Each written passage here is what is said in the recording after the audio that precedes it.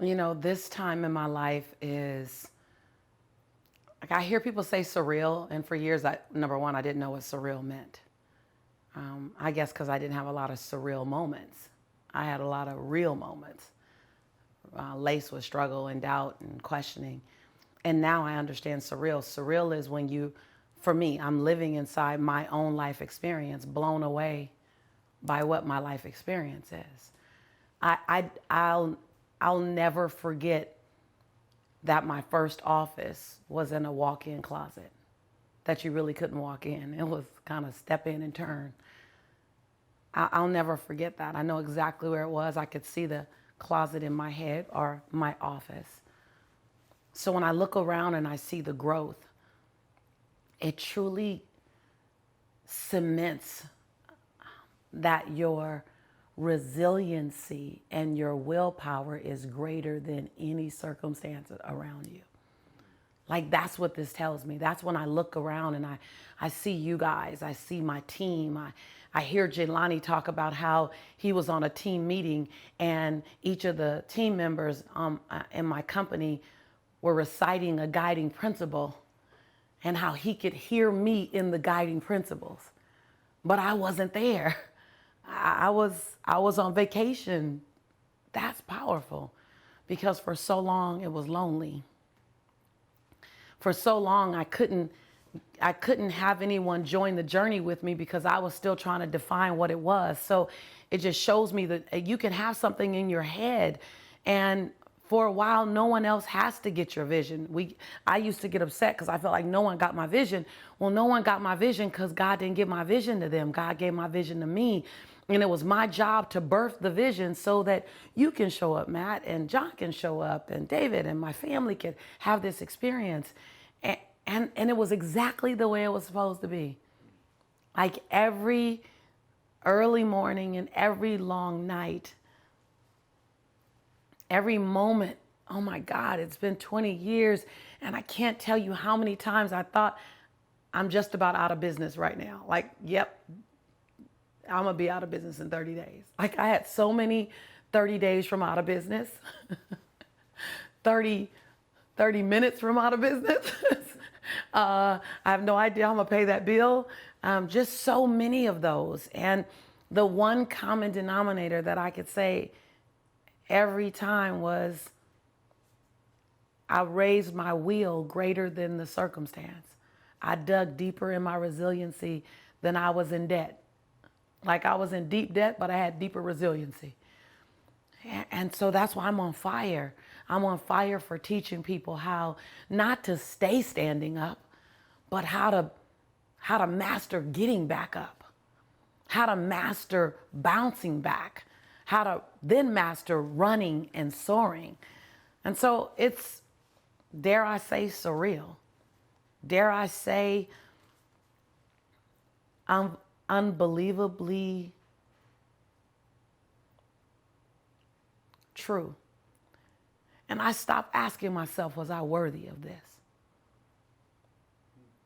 Like I'm at a place where I'm not in an internal battle of the why me, how me.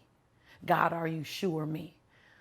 For a long time, I was living in an external success, but I had so much internal doubt that I'm the right person for it. I got peace. I look around. I look at the pictures of Nelson Mandela and Martin Luther King. I look at my sisters behind me. I look at the environment and I go, no, I didn't land here. I climbed here. Like I wasn't helicopter landed on this mountaintop. I got the glutes. I got the abs. I got the quads. I got the biceps and the triceps. Though I'm working on them all still, I got the muscle memory that remembers the climb. And so I'm at peace with my imperfection. And today I'm at peace with my brilliance. And that's big because I was more intimately connected to my imperfections. I was more intimately connected to my breakdown. I was more intimately connected to my struggle because that's where I was for so long. And I had to become comfortable with my greatness. And that was uncomfortable for a while. My gifts, the blessings, the seas that parted from me. So when I look around, I have a greater sense of peace now. My smile, it comes from deeper within than it ever has. There is no plan B. Just keep tweaking plan A.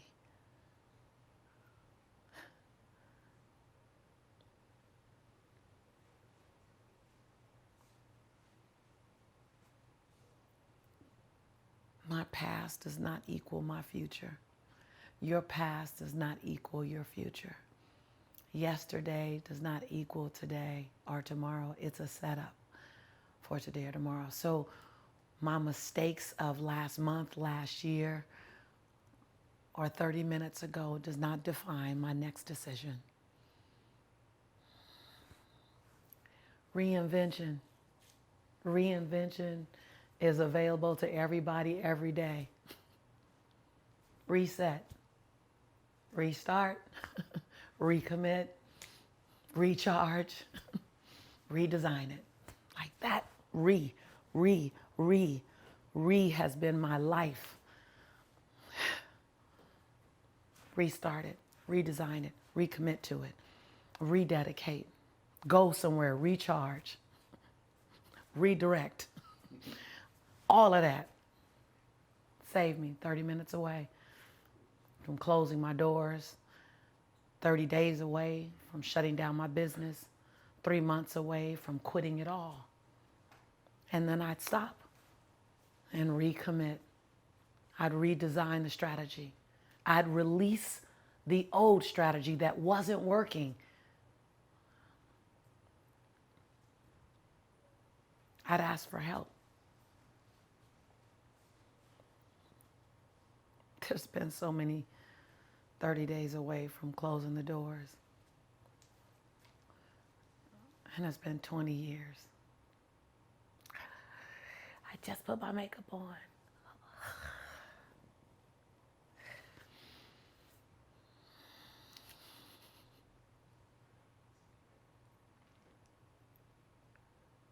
I realized that being out of business for some people is about money. I realized that I could never have been out of business because I was always going to do this. I was either going to do it and make money or I was going to do it for free. And when you're willing to do what you are doing for free, then I guess you're never really out of business. So technically, by some people's measures, I probably was out of business a few times. But some months I did it as a business, some months I did it as a service, and all the time I did it as a ministry. So find something that sets your belly on fire. And then getting paid for it is the bonus. When I realized that I was bringing contribution, I wanted to quit many times. Many times I wanted to quit. I wanted to quit because I didn't want to be on the road away from my son. That was the biggest. As I wanted to quit because it was lonely. I wanted to quit because I was tired of getting to know a new hotel in a new city. And I turned left and I forgot I was in Chicago versus New York and I'm supposed to turn right. And all the things and showing up and dealing with people and people's expectations and feeling the weight that I'm there to inspire everyone and to lift everyone up. And I'm having my dark days, while I'm responsible for lifting everyone else up. On the days when I wanted to quit, I had to remember that it was bigger than me. And every single time I thought about the gift and the opportunity of service, it just helped me stagger up one more time. My voice was out. My body was hurting. My bank account was, bone dry. My son was missing me. My parents were standing in for me. I felt as if my friends were forgetting me. Like it just felt like the cost was so high. And I couldn't even articulate the dream to anybody. People would say, "What do you do?" And I go, I make people feel better. Like it just didn't make sense for all that I was sacrificing. It didn't make sense to not be able to articulate it and to go through all these things, other than there was a burning in my belly. I was willing to forfeit being in relationships because it wasn't my priority. The burning in my belly, getting out the burning in my belly was my priority. And so 30 came, 40 came. Why are you still single, Lisa? Why are you not in a relationship? You should be married by now. Your son needs a father in his life. There was a burning in my belly, and it was non-negotiable, and everything else was optional, other than being a good daughter, a good mom, and this burning in my belly. And so I didn't care how broke I got. I didn't care how lonely I got. Like, I was willing to climb over all of that. Like, the question I would ask you, are you willing to climb over all of that for that thing you're passionate about? I think we make a mistake to misconstrue passion, to think passion is equivalent to comfortable. And passion don't equal comfortable. Passion don't always equal happy. Passion don't equal Pollyanna, happier all the time, ooh la la, woo woo. Passion don't mean that. It's just a nice word. Passion is equivalent to purpose, sacrifice, commitment, inconvenience, loneliness, cost, being judged. All that comes with passion. Because when you do your passion, sometimes it doesn't make sense for a very long time until it makes sense. Grind is grind. To me, passion is that thing you're willing to grind for morning, noon, and night, 24/7 or 25/8. And I was passionate. And sometimes passion looks like crazy. Okay, call me crazy. There's freedom when people call you crazy. Then you don't have to be someone else's normal. I was cool with that. If you call me crazy, then I don't have to be your version of normal. So now you recognize that there is no box that I live in. So I'm cool with that. So I was willing to sacrifice all the hits, all the question marks. I packed up my 5-year-old, 6-year-old son and moved away from a super dynamic family unit. And some of it, I look back and say it was crazy. Like, it was crazy. Passion is passion. Let passion drive you. Sometimes we try to analyze it so much, and I'm not saying don't have a plan. Have a plan. I had a plan. But let passion drive the plan. Not fear, not worry, not trying to prove anything to anybody. I wasn't trying to prove anything to anybody. I just wanted to see what was in me. What's in me? I'm still trying to see what's in me. I'm long from done. I still want to see what's next. So I'm just here sharing with you my heart, my soul, the crevices of my being. And I'm always honored to do that. I'm your sister in prosperity, and always your sister in passion and in purpose. And every single time I tell you that I believe in you and I love you, it's because I do.